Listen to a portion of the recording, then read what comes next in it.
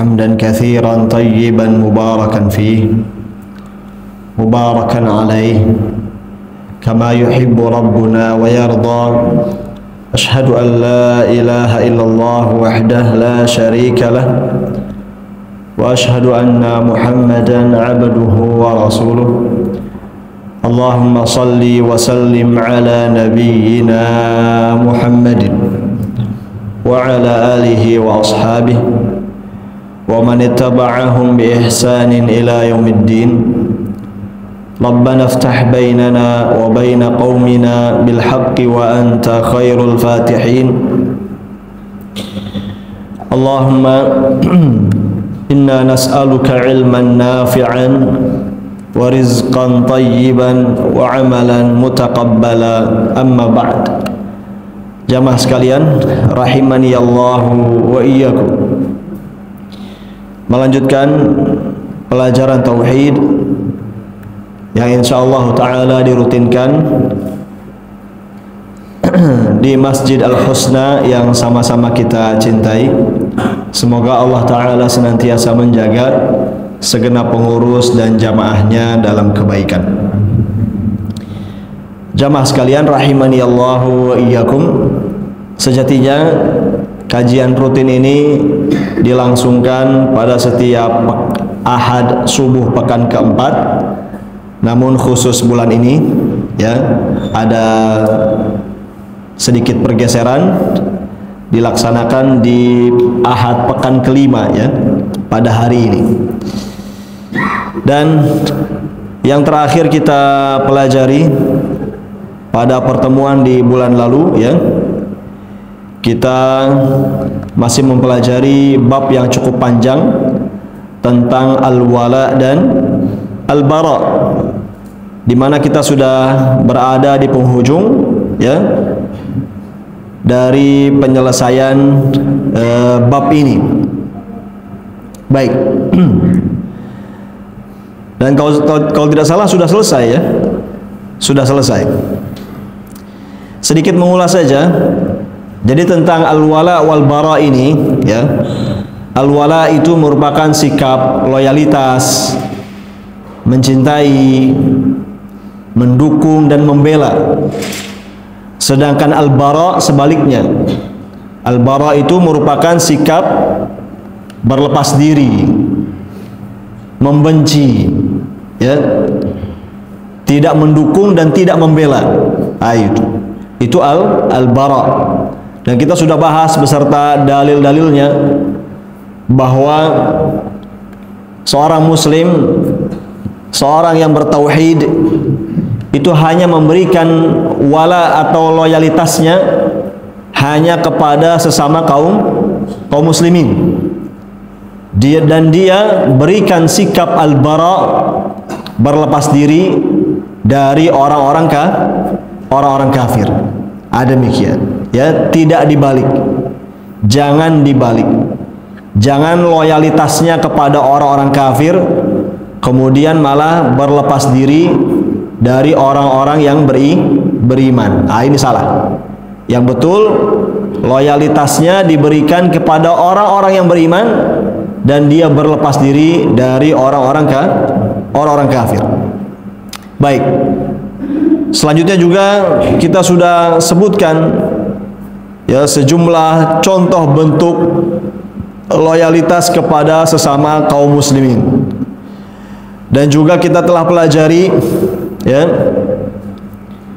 macam-macam loyalitas kepada orang-orang kafir yang tentu jelas hukumnya diharamkan. Akan tetapi loyalitas kepada orang-orang kafir itu ada dua tingkatan.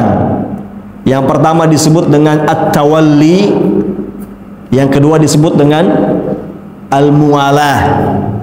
Yang pertama disebut dengan at-tawalli, yang kedua disebut dengan al-muwalah.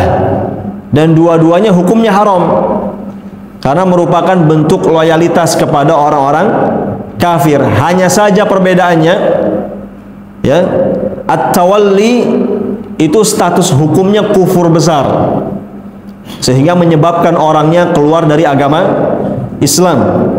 Sedangkan al-muwalah status hukumnya itu dosa besar, sehingga orangnya masih sebagai muslim. Demikian. Dan kita sudah jelaskan bahwa yang dimaksud dengan tawalli ialah bentuk loyalitas kepada orang-orang kafir, mencintai orang-orang kafir karena kekafirannya. Ya, ini. Kalau mencintai orang kafir karena kekafirannya, maka ini merupakan bentuk tawalli, menyebabkan orangnya keluar dari agama Islam. Atau bentuk lain dari at-tawalli ialah menolong orang-orang kafir dalam memerangi kaum muslimin. Ya, menolong orang-orang kafir dalam memerangi kaum muslimin. Ini juga merupakan bentuk at-tawalli yang menyebabkan orangnya menjadi kafir, keluar dari agama Islam, karena dia telah membantu, mendukung, menolong orang-orang kafir di dalam menghabisi umat Islam. Ini. Baik. Sedangkan al-muwalah, ya, yang juga merupakan bentuk loyalitas kepada orang-orang kafir, jelas hukumnya haram, namun statusnya dosa besar, sehingga pelakunya masih muslim. Pengertiannya ialah sebagaimana yang sudah kita pelajari, al-muwalah adalah mencintai orang kafir karena sekedar perkara duniawi. Mencintai orang kafir, memberikan loyalitas kepada orang kafir karena sekedar perkara duniawi. Nah, kalau ini muwalah namanya. Ini hukumnya haram, ya, tapi tidak sampai mengeluarkan orangnya dari agama Islam. Baik. Dan kita sudah sebutkan, ya, contoh-contoh bentuk muwalah ini kepada orang-orang kafir. Lalu di penghujung bab, ya, di penghujung bab kita juga telah sampaikan bahwa kesimpulannya manusia dalam pemberian al-wala wal bara itu terbagi menjadi 3 kelompok. Kesimpulannya, manusia di dalam pemberian al-wala wal bara, loyalitas dan berlepas diri, itu terbagi menjadi 3 kelompok. Kelompok yang pertama ialah orang-orang yang diberikan al-wala, orang-orang yang diberikan loyalitas secara penuh. Ya, ini yang pertama nih. Kelompok manusia yang pertama, orang-orang yang diberikan al-wala, yang diberikan loyalitas secara penuh. Siapakah mereka? Mereka adalah orang-orang beriman yang saleh. Orang-orang beriman yang saleh.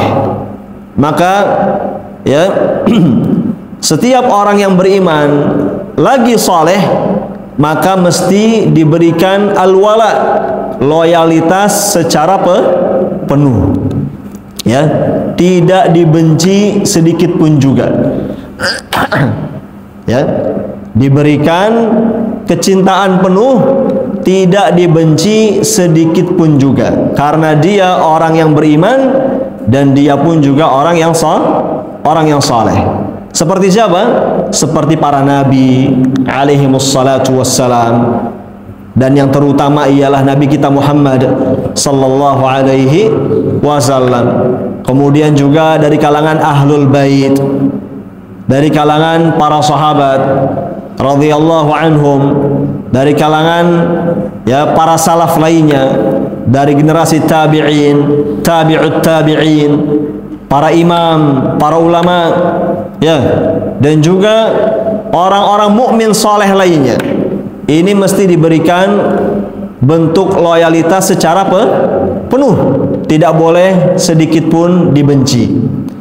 Kelompok yang kedua adalah orang-orang yang diberikan al-bara secara penuh. Kelompok yang kedua ialah orang-orang yang diberikan al-bara secara penuh. Kalau yang tadi nomor 1 sebaliknya, Nomor satu itu diberikan al-wala secara penuh, alias dicintai secara total. Tadi yang pertama itu. Siapa mereka tadi? Orang-orang beriman yang saleh. Sedangkan kelompok yang kedua ini adalah orang-orang yang diberikan al-bara, ya, diberikan rasa benci secara penuh. Artinya tidak dicintai sama sekali. Ini kelompok yang kedua. Orang-orang yang diberikan al-bara, kebencian secara penuh, artinya tidak dicintai sama sekali. Siapakah mereka? Mereka adalah orang-orang kafir, orang-orang musyrik, orang-orang munafik, ya, alias orang-orang yang di luar agama Islam. Maka orang-orang seperti ini mesti diberikan al-bara, berlepas diri secara penuh, ya, tanpa dicintai sedikit pun juga. Itu orang-orang kafir, orang-orang musyrik, dan orang-orang munafik. Demikian. Baik. Lalu yang ketiga, kelompok yang ketiga adalah orang-orang yang diberikan al-wala dari satu sisi dan juga diberikan al-bara dari satu sisi yang lain, ya. Ini kelompok yang ketiga.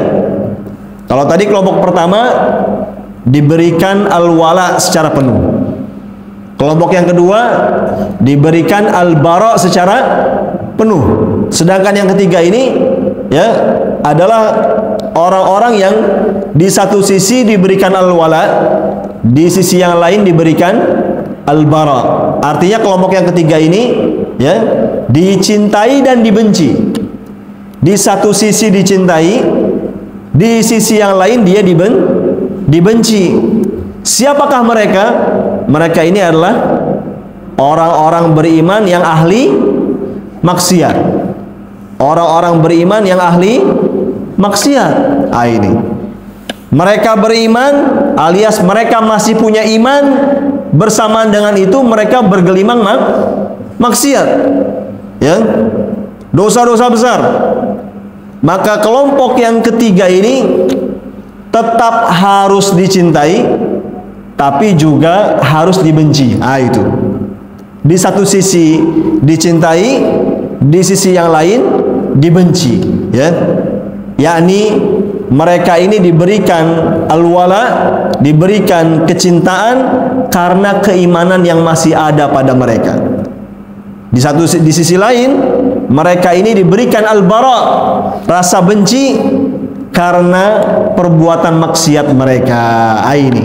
Ini kelompok yang ketiga. Jadi kalau mendapati ada orang muslim namun bergelimang dosa-dosa besar, maka orang seperti ini, ya, dicintai penuh atau dibenci penuh? Apa jawabnya? Setengah-setengah. Itu, ya, orang seperti ini apa? Setengah-setengah. Tidak boleh dicintai penuh. Kenapa? Karena mereka ahli maksiat. Dan tidak boleh dibenci penuh. Kenapa? Karena mereka masih beriman. Itu. Jadi di satu sisi dicintai, di sisi lain dibenci. Mereka dicintai sekadar dengan imannya, dan mereka dibenci sekadar karena maksiatnya. Itu, ya. Mereka dicintai sekadar imannya, dan mereka pun dibenci sekadar maksiatnya. Itu. Baik, jamaah sekalian rahimani Allahu wa iyyakum.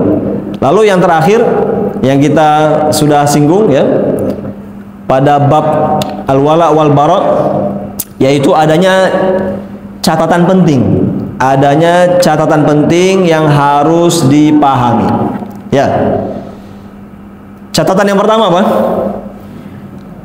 Allah telah menjadikan berbuat baik dan berlaku adil sebagai landasan dalam bermuamalah dengan orang kafir yang berdamai. Ini nih. Ini catatan yang pertama. Ya. Ini catatan yang pertama. Khususnya, ya, bagi orang-orang kafir yang berdamai. ya, khususnya terhadap orang-orang kafir yang berdamai dengan kaum muslimin, yaitu orang-orang kafir yang tidak memerangi umat Islam. Ya, kita sudah pelajari bahwa siapapun orangnya selama dia kafir, maka kita berikan al-bara, berlepas diri darinya. Tidak kita berikan al-wala, tidak kita berikan loyalitas, karena dia masih kafir. Ya, saya ulang, siapapun orangnya selama dia masih kafir, maka kita berikan al-bara, sikap berlepas diri. Tidak kita berikan al-wala, loyalitas. Hanya saja ini, apabila orang kafir yang bersangkutan ini adalah orang kafir yang berdamai dengan umat Islam, yang tidak memerangi kaum muslimin, maka Allah sendiri, ya, telah memberikan landasan di dalam bermuamalah dengan mereka. Apa landasannya? Landasannya ialah tetap harus berbuat baik dan juga berlaku adil. Ini ya, ini ya merupakan sikap ahli tauhid kepada orang-orang kafir yang berdamai. Ya, orang-orang kafir yang berdamai memang diberikan al-bara, tidak diberikan al-wala. Tapi di dalam bermuamalah dengan mereka, Allah telah tetapkan landasannya. Apa tadi? Berbuat baik dan berlaku adil. Itu tetap. Ya, ini yang Allah suruh, ini yang Allah perintahkan. Ya, sikap perlakuan seorang muslim kepada orang kafir yang berlaku kepada orang kafir yang berdamai. Ya. Ini merupakan ya sikap perlakuan seorang muslim kepada orang kafir yang berdamai, sebagaimana yang Allah telah firmankan. Ya, kita sudah sampaikan tuh ayatnya di surat Al-Mumtahanah ayat berapa?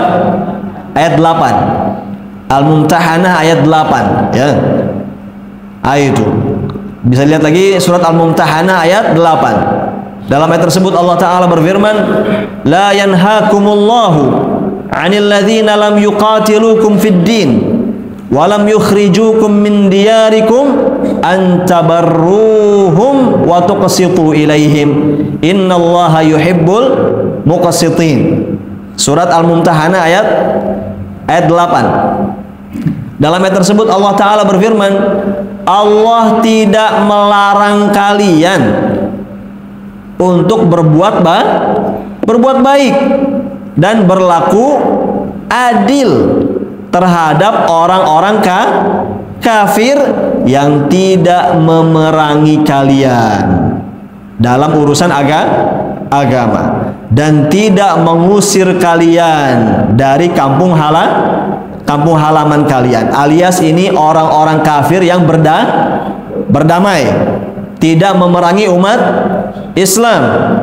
Orang-orang kafir yang seperti ini, apa kata Allah tadi? Allah tidak larang umat Islam untuk tetap berbuat baik dan juga berlaku adil. Itu kepada orang-orang kafir yang seperti ini, ya, yang tidak memerangi kaum muslimin dan juga tidak mengusir kaum muslimin. Ya, di penghujung ayat Allah berfirman, sesungguhnya Allah mencintai orang-orang yang berlaku adil. Itu ini asasnya ini. Ini asasnya, ini landasannya, ya. Sikap perlakuan seorang muslim kepada orang kafir yang berdamai. Ya.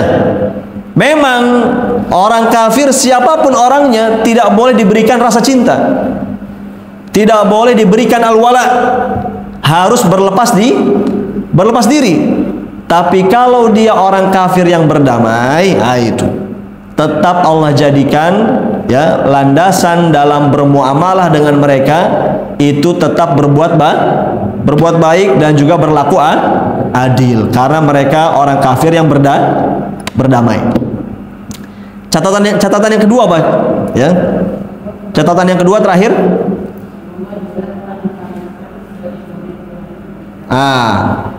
Allah juga telah mengharamkan. Allah juga telah mengharamkan sikap zalim terhadap mereka. Yani mereka di sini orang-orang kafir yang berdamai. Ya. Allah juga telah mengharamkan sikap zalim terhadap mereka, alias orang-orang kafir yang berdamai, yang tidak memerangi umat Islam. Dan Allah pun telah memberikan ancaman keras atasnya, atas sikap zalim kepada orang kafir yang berdamai. Ini catatan yang kedua.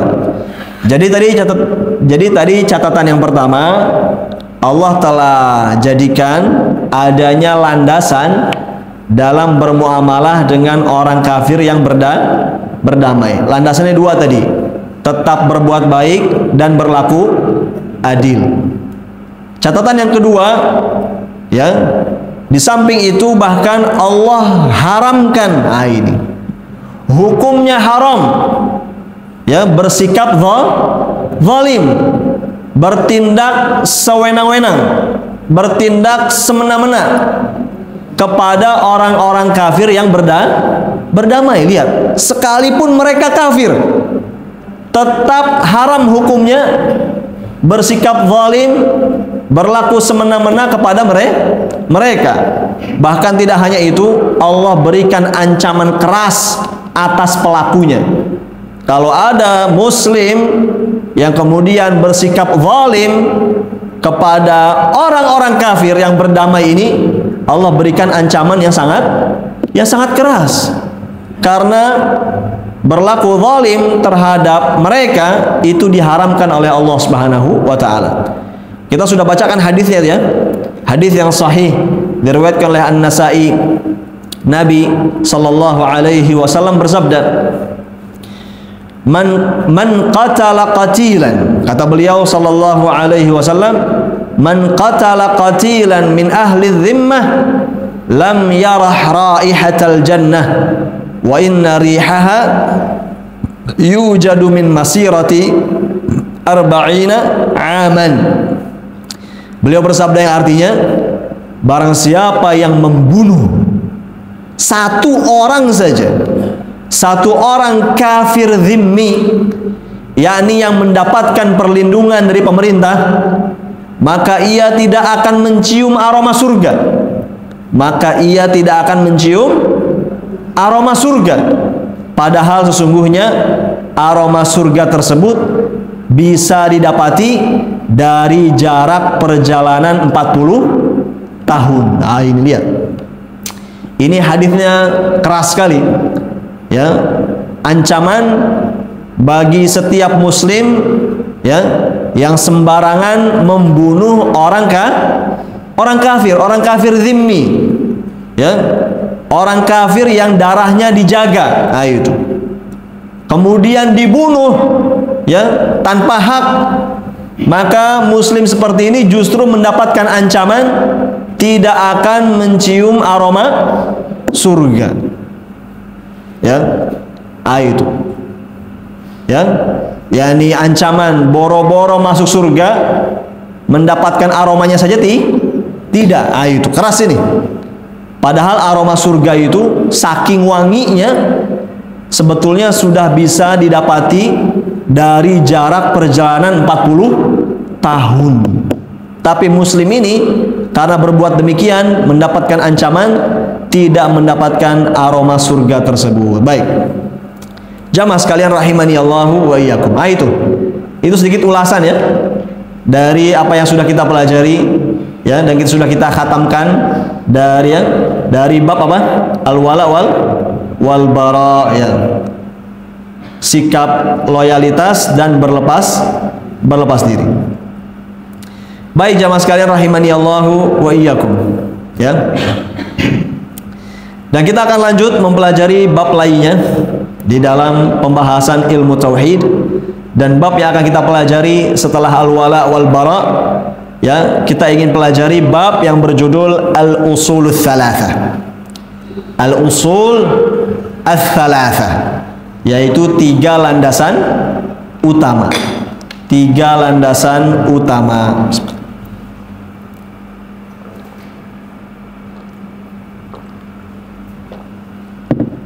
Baik. Ini bab yang akan kita pelajari setelahnya. Ya, masih ada waktu cukup lama, cukup panjang. Ya, bab berikutnya berjudul Al-Usul Ats-Tsalatsah. Ya. Usul itu jamak dari asal, yang artinya landasan. Ats-Tsalatsah, berapa ats-tsalatsah? 3. Ya. Sehingga al-usul ats-tsalatsah artinya adalah 3 landasan. Ya. 3 landasan utama. Ini. Baik, kita akan pelajari. Apa yang dimaksud dengan 3 landasan utama pada bab ini? Yang dimaksud dengan 3 landasan utama di sini ialah mengenal Allah, mengenal agama Islam, dan mengenal Nabi Muhammad sallallahu alaihi wasallam. Ini yang dimaksud dengan al-usul tsalatsah di sini. 3 landasan utama. Maksudnya adalah yang pertama ma'rifatullah, mengenal Allah. Yang kedua ma'rifatu dinil Islam, mengenal agama Islam. Yang ketiga ma'rifatu nabiyyina Muhammadin sallallahu alaihi wasallam, mengenal Nabi Muhammad sallallahu alaihi wasallam. Ini yang dimaksud dengan 3 landasan utama, yaitu mengenal Allah, mengenal agama Islam, dan mengenal Nabi Muhammad sallallahu alaihi wasallam. Baik. Timbul pertanyaan, mengapa 3 landasan utama ini itu dibahas oleh para ulama dalam disiplin ilmu tauhid? Jawabnya, karena 3 landasan tersebut tadi ya, mengenal Allah, mengenal agama Islam, dan mengenal Nabi Muhammad sallallahu alaihi wasallam, itu semua merupakan pertanyaan-pertanyaan di mana? Di alam kubur. Ini. Ya. Jadi tentang 3 hal tadi itulah yang akan menjadi pertanyaan-pertanyaan di alam kubur. Yang masing-masing hamba akan ditanya tentang 3 hal itu, ya, ketika dia sudah berpindah ke alam kubur. Ini berdasarkan sabda Nabi sallallahu alaihi wasallam. Ada hadis yang sahih diriwayatkan oleh Abu Daud dan selainnya. Ini lafaz Abu Daud. Nabi sallallahu alaihi wasallam bersabda, "Wa innahu la yasma'u khafqa ni'alihim idza wallaw mudbirin hina yuqalu lahu ya hadza man rabbuk wa ma dinuk wa man nabiyyuk." Nabi sallallahu alaihi wasallam bersabda, sesungguhnya mayit benar-benar akan mendengar suara langkah alas kaki mereka, yakni orang-orang yang mengantarkannya ke kuburan, orang-orang yang mengantarkannya ke pemakaman. Apabila mereka telah beranjak pulang, ketika dikatakan kepadanya, kepada mayit tersebut, "Wahai engkau, siapakah Rabbmu? Apa agamamu? Dan siapakah nabimu?" Ini hadisnya ini, ya. Ini hadisnya sahih, ya. Yang mendasari apa yang tadi sudah kita sebutkan, bahwa 3 landasan utama inilah yang kelak akan menjadi fitnah kubur, alias pertanyaan-pertanyaan di alam kubur. Sebagaimana tadi yang disabdakan oleh Nabi sallallahu alaihi wasallam, bahwa seorang mayit setelah beres dimakamkan, kemudian orang-orang yang mengantarkannya itu beranjak pulang, kata Nabi sallallahu alaihi wasallam, mayit tersebut bisa dengar suara langkah kaki bubar mereka. Itu Ini hadis sahih ini, ya.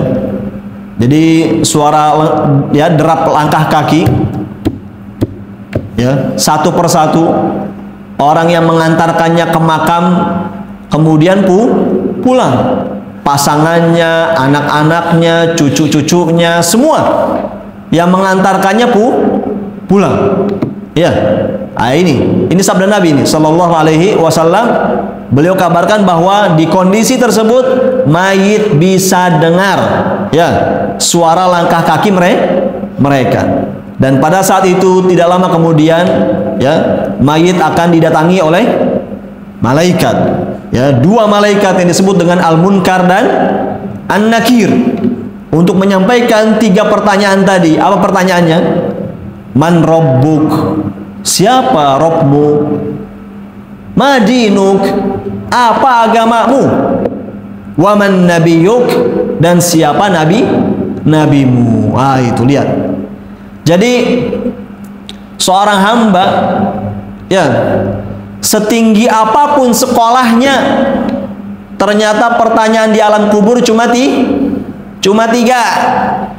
Ya, seorang hamba nih, setinggi apapun sekolahnya, sampai profesor sekalipun, ya, di bidang apapun, ternyata di alam kubur yang ditanya soalnya cuma berapa? 3. Dan ini menentukan keselamatan. Ya, apa tadi 3 pertanyaannya? Siapa Rabbmu? Apa agamamu? Dan siapa nabimu? Itu. Ya. Mau dia, ya, mau dia pimpinan, mau dia menteri, mau dia panglima, mau dia direktur, mau siapapun, pertanyaannya sama. Yang bisa jawab benar selamat, yang tidak bisa menjawab celaka. Itu gak pandang bulu, sekalipun di dunianya orang paling kaya, sekalipun di dunianya orang paling hebat, sekalipun di dunianya orang paling terkenal, kalau tidak bisa jawab habis. Itu hati-hati. Ini, ya, demikian. Baik. Nah, kalau sekarang sekarang kita masih hidup, ya, detik ini dilontarkan 3 pertanyaan tadi, gampang atau susah jawabnya? Gampang, ya. Kalau ditanya siapa Rabbmu, apa jawabnya? Allah Rabbku. Kalau ditanya apa agamamu, apa jawabnya? Islam agamaku. Kalau ditanya siapa nabimu, apa jawabnya? Muhammad sallallahu alaihi wasallam nabiku. Sekarang semua lulus. Ya, semua yang di Masjid Al-Husna ditanya sekarang semua lulus. Tapi nanti kalau di alam kubur, ini nggak ada jaminan. Tidak ada jaminan. Perkaranya lebih berat, perkaranya lebih dahsyat ketimbang yang di kondisi sekarang. Ada demikian. Di mana, ya, untuk bisa menjawab 3 pertanyaan tersebut di alam kubur, itu bukan sekedar diketahui dan dihafal sekarang, bukan. Orang-orang yang bisa menjawab hanyalah mereka yang dahulu sewaktu di dunia betul-betul mengilmui 3 hal ini, betul-betul mengamalkan konsekuensinya, dan turut mendakwahkannya. Itu artinya 3 hal ini harus mendarah daging. Ini, ya, kalau mau bisa menjawab 3 pertanyaan ini di alam kubur, maka 3 hal ini harus mendarah daging sewaktu kita hidup di dunia. Apa maksudnya mendarah daging? Betul-betul diresapi, dihayati, ya, diilmui, diamalkan konsekuensinya, dan didakwahkan. Itu, ya. Jadi, ya, tentang Allah Rabb kita, Islam agama kita, Muhammad Nabi kita, ini tidak cukup omon-omon. Apa omon-omon?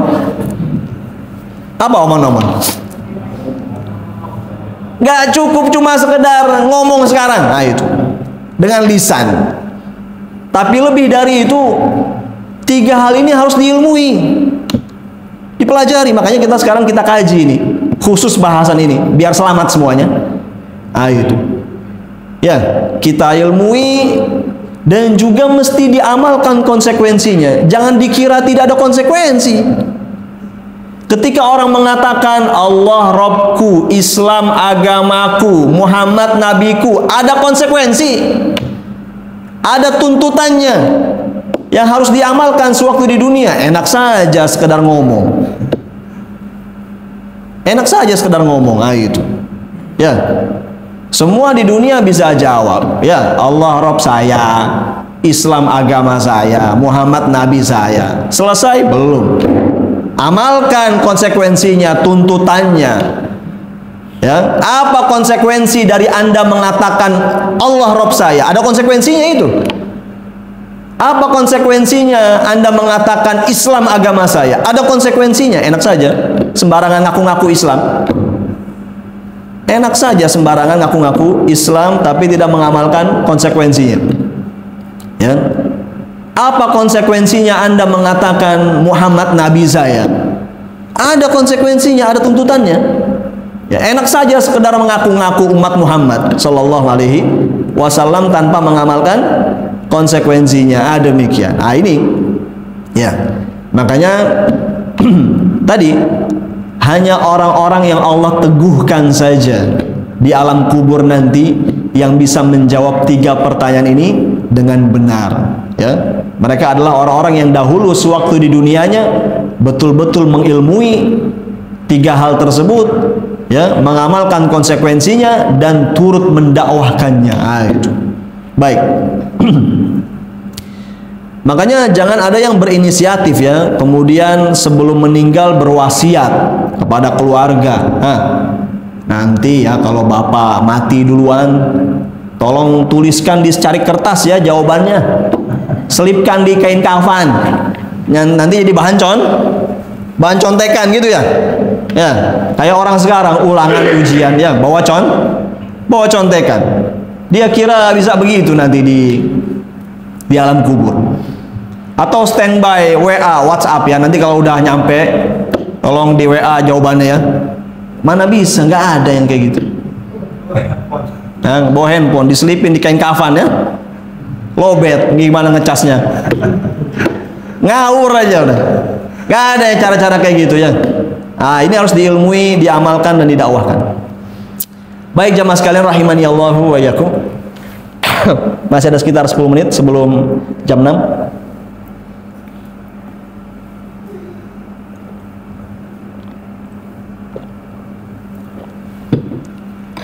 Sekarang kita mulai satu persatu pelajari lebih lanjut masing-masing dari 3 landasan utama tadi.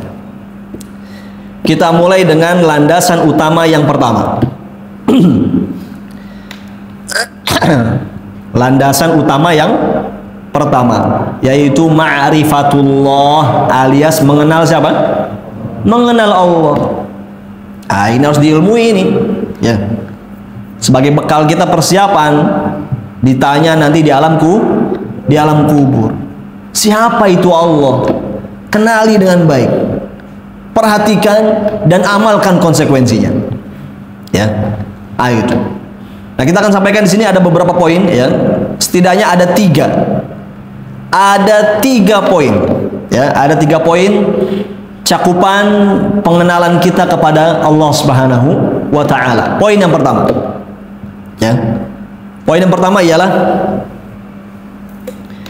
mesti dikenali bahwa Allah merupakan satu-satunya Rabb. Ini mesti dikenali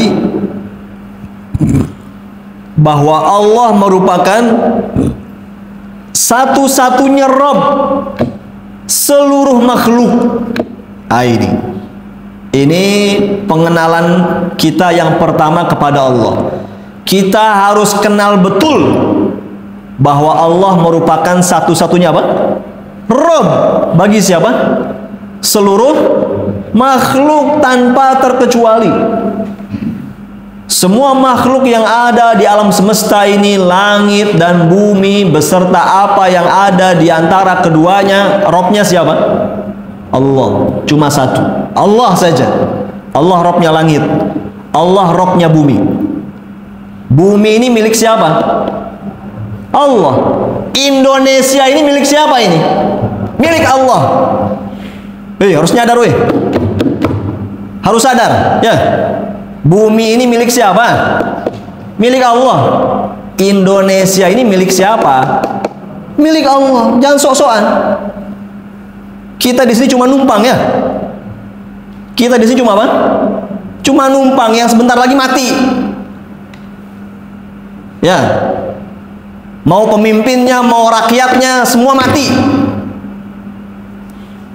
Ini jangan semena-mena di sini, ya. Itu. Bumi ini milik siapa tadi? Milik Allah. Jangan lupa, bumi ini milik Allah. Indonesia ini milik siapa? Milik Allah. Jangan lupa. Ya. Harus dikenali ini. Ini cuma numpang, ya, petantang-petenteng. Itu. Sombong di hadapan Allah Subhanahu wa Ta'ala. Nggak mau nurut, nggak mau tunduk, nggak mau taat. Itu. Hati-hati ini. Yang kenal ini yang pertama ini, ya. Ini sengaja kita tegaskan ini, biar sadar kita ini siapa di sini. Ya. Itu, dan biar kenal siapa Allah. Ya, ini yang pertama, ya. Allah merupakan satu-satunya apa? Rob seluruh makhluk. Dialah yang mengurus mereka dengan segala nikmatnya. Allah yang urus semua makhluk dengan segala nikmatnya. Demikian. Ini pengenalan kita yang pertama. Harus kenal siapa Allah. Biar nanti di alam kubur bisa jawab. Ya, Allah itu ternyata Robnya seluruh makhluk, cuma Dia, tidak ada satupun sekutu baginya. Dialah yang mengurus semua makhluk ini dengan segala nikmatnya. Dalilnya, catat. Surat Luqman ayat 30. Surat Luqman ayat 30, ya. Ini diantara dalilnya. Ya, surat Luqman ayat 30. Dalam ayat tersebut Allah Ta'ala berfirman, Qul aghairallahi abghi rabban wa huwa rabbu kulli syai'. Ya, artinya, katakanlah oleh Anda wahai Rasul sallallahu alaihi wasallam, apakah patut aku mencari Rob selain Allah, padahal Allah dialah Rob segala sesuatu. Itu lihat. Qul aghairallahi abghi rabban wa huwa rabbu kulli syai'. Katakanlah oleh Anda wahai Rasul sallallahu alaihi wasallam, ya, apakah patut, apakah pantas aku ini mencari Rob lain selain Allah, padahal cuma Allah satu-satunya Rob segala sesuatu. Demikian. Baik, jamaah sekalian rahimani Allahu wa iyyakum. Ya, yang kedua, cakupan yang kedua dari ma'rifatullah, pengenalan terhadap Allah, ialah mesti dikenali bahwa Allah juga merupakan satu-satunya sesembahan yang benar. Ini harus kenal, ini harus kenal, harus tahu ini. Kalau mau bisa jawab yang benar di alam kubur nanti, harus dikenali, ya, harus betul-betul dikenali, harus betul-betul kenal bahwa Allah juga merupakan satu-satunya apa? Sesembahan yang apa? Yang benar. Itu. Setelah tadi poin yang pertama, kita sudah kenal Allah Robnya, Allah Rob seluruh makhluk. Yang kedua, kenali juga bahwa Allah lah satu-satunya ilah, sesembahan yang benar.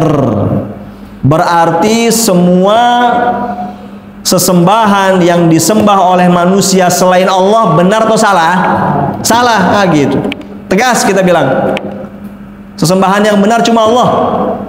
Sesembahan yang benar cuma Allah. Sesembahan lainnya salah.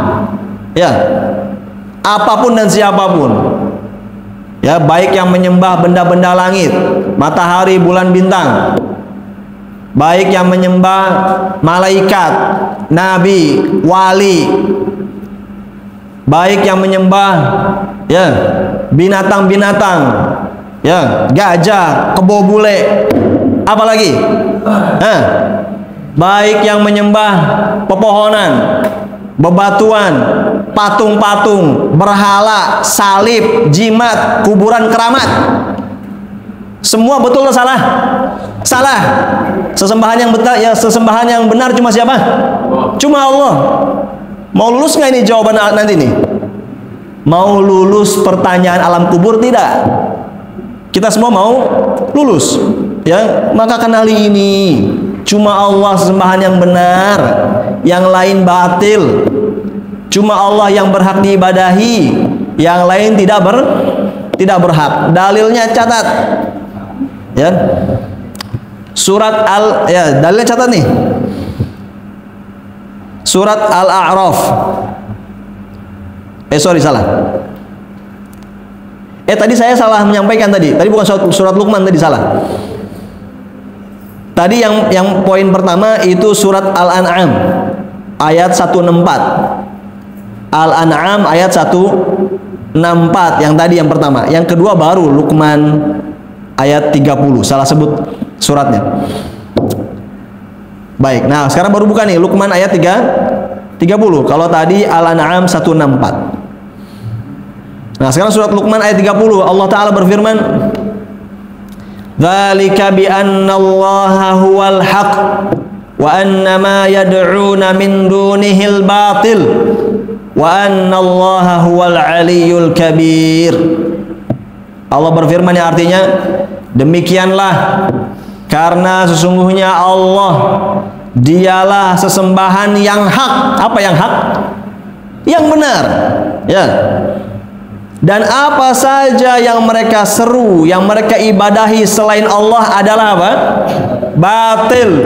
Wa anna ma yad'una min dunihil batil. Itu. Dan bahwasanya Allah dialah yang maha tinggi lagi maha besar. Ini sengaja nih kajiannya geprak-geprak meja, biar apa nih? Ngantuk ini kajian subuh nih, repot nih. Makanya sengaja digeprak-geprak kan. Itu. Baik, jelas sekali ayatnya ya. Jelas sekali ayatnya. Allah yang sebutkan bahwa Allah dialah al-haq. Sesembahan yang benar cuma Allah. Adapun selain Allah apa tadi? Batil kata Allah. Demikian. Ya, surat Luqman ayat 30. Baik, yang ketiga terakhir sebelum ditutup materinya. Yang ketiga ialah ya, ini tentang pengenalan kita kepada Allah Subhanahu wa taala. Seorang hamba mengetahui dan mengenal Allah sebagai Rabb-nya itu melalui tanda-tanda kekuasaannya. Melalui tanda-tanda kekuasaannya. Ini yang ketiga nih. Jadi seorang hamba bisa mengetahui, bisa mengenal Allah adalah Rabb-nya itu melalui apa? Tanda-tanda kekuasaannya. Seperti apa? Malam dan siang. Serta melalui makhluk-makhluk ciptaannya. Serta melalui apa? Makhluk-makhluk ciptaannya. Seperti langit dan bumi, beserta segala yang ada di antara keduanya. Ini perhatikan. Kan tadi kita sudah kenali dan yakini Allah itu satu-satunya Rabb seluruh makhluk. Dia yang mengurus makhluk-makhluknya. Yang kedua tadi sudah kita kenali Allah lah satu-satunya sesembahan yang benar. Timbul pertanyaan, ya, memangnya dari mana kita bisa mengenal Allah? Dari mana kita mengetahui adanya Allah? Ya, padahal kita tidak pernah melihatnya secara langsung. Padahal kita tidak pernah mendengarkannya secara langsung. Maka jawabnya tadi, kita mengenali Allah itu melalui apa? Tanda-tanda kekuasaannya. Apa kurang jelas ini tanda-tanda kekuasaannya? Di antaranya pergantian siang dan malam. Tadi kita berangkat ke Masjid Al-Husna, langit masih apa? Gelap. Sekarang sudah mulai apa? Terang. Itu apa tidak ada yang ngatur itu? Itu ada yang ngatur itu. Weh, ada yang ngatur weh. Itu pergantian siang malam itu ada yang mengatur. Masa nggak diperhatikan itu? Masa nggak diperhatikan? Ya. Taunya malam tidur, siang kerja. Malam tidur, siang kerja.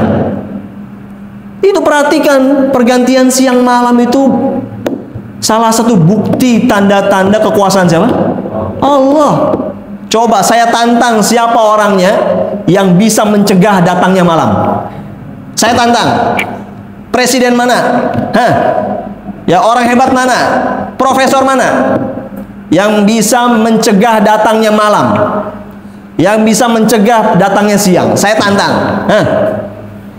Ini hidup di dunia apa tantang petenteng? Belagu, apa kata orang Betawi, belagu.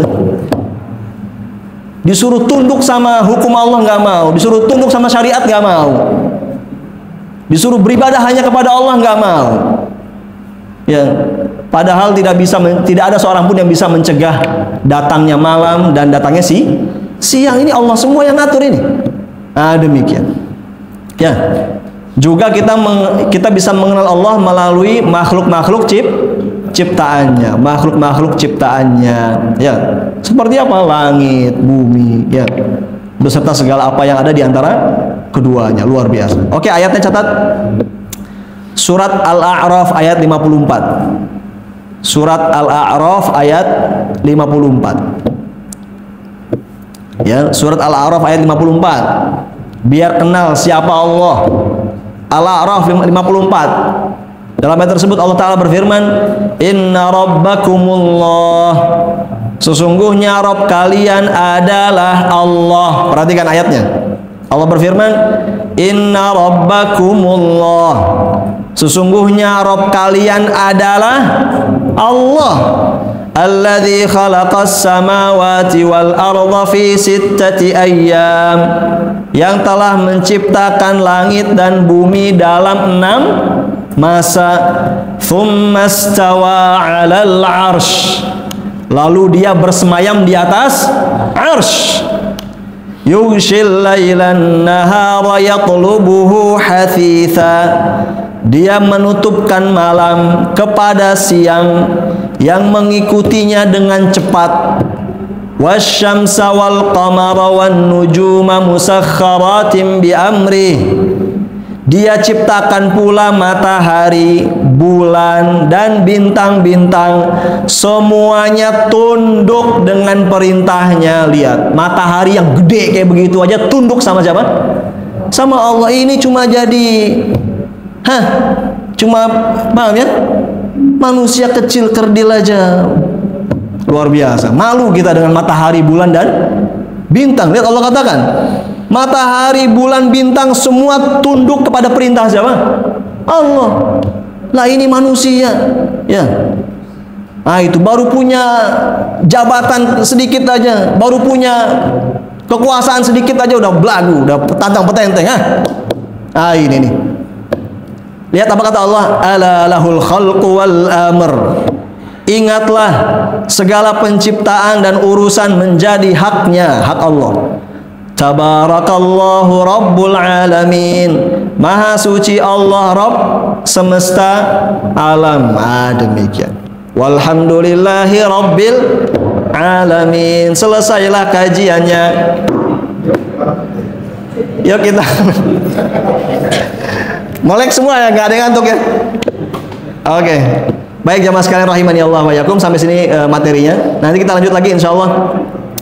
Landasan utama yang kedua dan ketiga ya, mengenal agama Islam dan mengenal Nabi Muhammad sallallahu alaihi wasallam. Dipersilakan kalau ada yang disampaikan secara ringkas sebelum diakhiri, ya silakan.